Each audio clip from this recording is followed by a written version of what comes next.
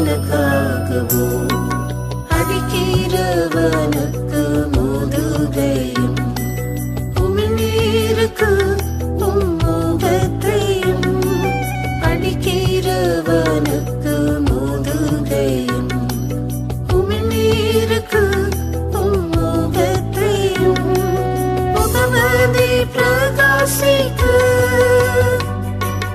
மறைக்காமல் ஒப்புவித்தீர். என் முகமதி பிரகாசிக்க மறைக்காமல் ஒப்புவித்தீர். மரம் மீது குருதியும் சிந்தி என் சாபம் போக்க ஜீவனை ஈந்தீர். என் வந்திற்கு